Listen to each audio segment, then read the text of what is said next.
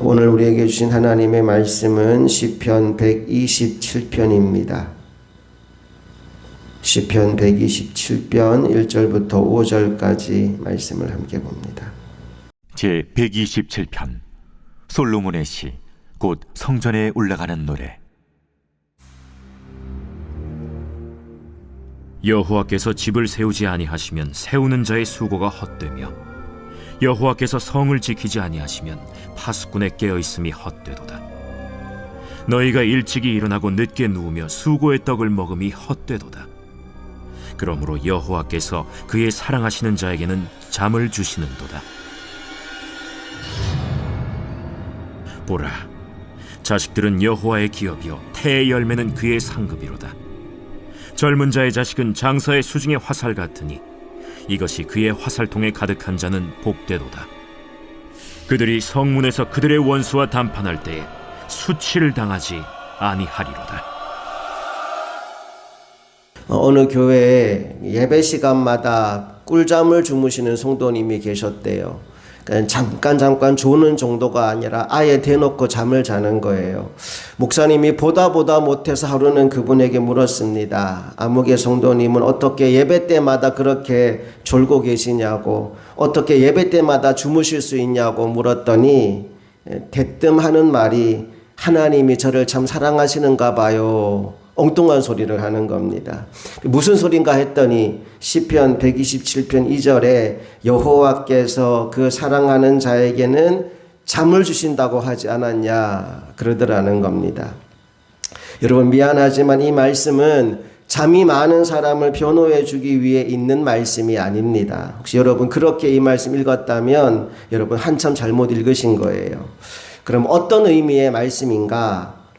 우선 우리가 말씀을 제대로 이해하고 적용하기 위해서 반드시 필요한 것은 문맥 속에서 말씀을 읽어야 한다는 겁니다. 다시 말해서 그 구절의 앞과 뒤에 어떤 내용이 나왔는지를 알아야 그 구절을 훨씬 더 정확하게 읽어낼 수 있다는 거죠. 자, 그럼 앞에 어떤 내용이 나왔는지 한번 봅시다. 우선 1절 말씀 다 같이 읽어볼게요. 시작. 여호와께서 집을 세우지 아니하시면 세우는 자의 수고가 헛되며, 여호와께서 성을 지키지 아니하시면 파수꾼의 깨어 있음이 헛되도다. 집을 세우는데 그 수고가 헛되는 경우가 있대요. 언제 그렇다고요? 여호와께서 세우지 않으면 집을 세우는 수고가 헛될 수 있다라고 말합니다. 둘째, 파수꾼의 깨어있음이 헛될 때가 있다라고 말씀합니다. 분명히 잠 한숨 안 자고 성을 지켰는데 도적대가 숨어들 수도 있다는 거죠. 언제 그럴까요? 여호와께서 그 성을 지켜주지 않으면 그렇대요. 아, 하나님이 함께 하시는 게 핵심이구나 라는 걸 우리가 알 수 있지요. 2절로 가볼까요? 우리 앞부분만 먼저 읽어봅니다. 그러므로 앞에까지 시작. 너희가 일찍이 일어나고 늦게 누우며 수고의 떡을 먹음이 헛되도다. 새벽별 보고 나가서 밤늦게까지 일해도 헛될 때가 있다는 거예요. 돈이 막 그냥 빠져나가는 거예요. 열심히 돈 벌었는데 한 달 지나고 나면 손에 남은 게 없어요. 이리저리 막 돈이 막 빠져나가서 한 달 동안 애쓰고 수고했는데 내 손에 떨어지는 게 아무것도 없는 겁니다. 자, 그런데 새벽별 보고 나가서 밤늦게까지 일함에도 불구하고 헛될 경우가 언제냐? 동일한 문맥의 흐름으로 본다면 여호와 하나님께서 함께하지 않으실 때라고 우리가 이해할 수 있어요. 그리고 나서 그러므로입니다. 그러므로는 인과관계의 접속사입니다. 앞에 어떤 내용이 나왔고 그 결과로 무언가를 얘기하고 싶을 때 그러므로라는 얘기를 쓰는 거죠. 이어지는 말씀 보니까 그러므로 여호와께서 그의 사랑하시는 자에게는 잠을 주시는도다로 이어집니다. 내용을 한번 정리해 볼게요. 핵심이 뭐냐 하면 무슨 일을 하든지 간에 여호와 하나님께서 함께 하셔야 잘 된다라는 게 시편 127편의 핵심입니다. 집을 지을 때도, 성을 지킬 때도, 일을 할 때도 하나님이 함께 하셔야 잘 된다는 게 결론이에요. 그러므로 이후의 말이 어떻게 이어져야 맞을까요? 하나님은 그 사랑하시는 자는 잠자는 동안에도 함께 하시고 잠자는 동안에도 지켜주신다 라고 해야 맞습니다.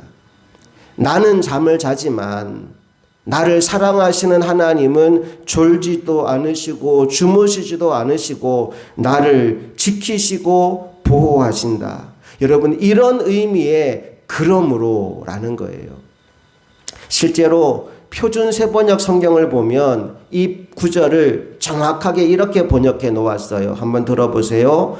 주께서는 사랑하시는 사람에게는 그 자는 동안에도 복을 내리신다.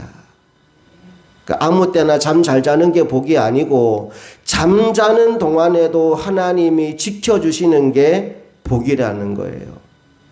집을 세울 때도 하나님이 함께 하셔야 하고 성을 지킬 때도 하나님이 함께 하셔야 합니다. 어디에 가든 무엇을 하든 하나님이 함께 하셔야 합니다. 우리가 아까 찬송가 384장을 함께 불렀어요. 나의 갈 길 다가도록 예수 인도하시니.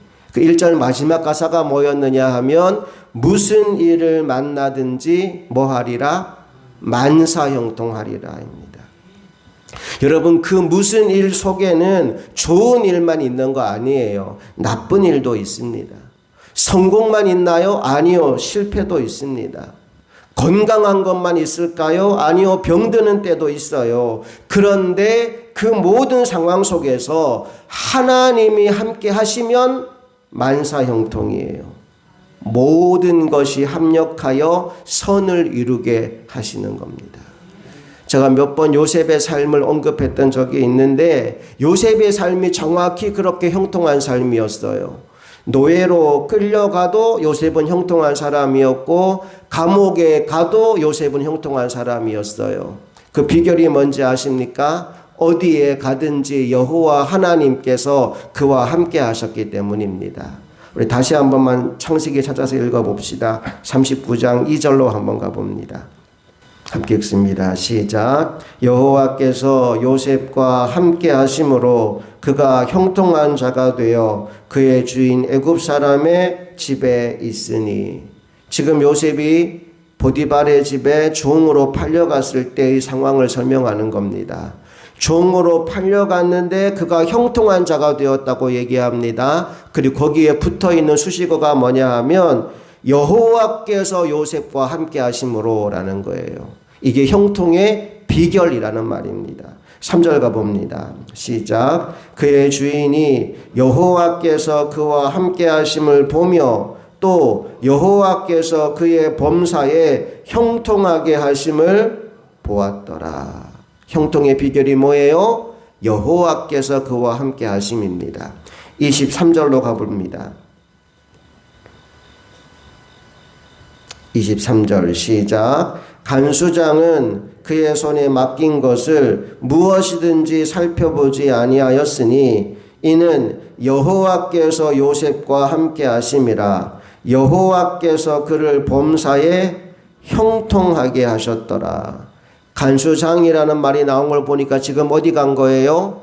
억울한 누명 쓰고 감옥 간 거예요. 감옥에 갔는데도 요셉은 어떤 인생? 형통한 인생이래요. 이유가 뭡니까? 여호와께서 그와 함께 하심으로. 어디에 가서 무엇을 하든 어떤 상황에 처하든지 간에 여호와께서 함께 하시면 그 인생은 형통한 인생입니다. 저와 여러분이 남은 평생 이 복을 받으며 살아가기를 소망합니다. 어디에 가서 무엇을 하든지 여호와 하나님이 함께 하시는 복. 그래서 하나님이 주시는 형통을 누리며 사는 우리 모두가 될 수 있기를 간절히 소망합니다. 다시 본문 돌아와서 3절부터 5절까지 말씀을 함께 읽을 텐데 3절부터 5절의 내용은 한마디로 말하면 자녀는 하나님의 선물이라는 말씀입니다. 우리 3절부터 5절까지 다 같이 읽습니다. 시작. 보라, 자식들은 여호와의 기업이요 태의 열매는 그의 상급이로다.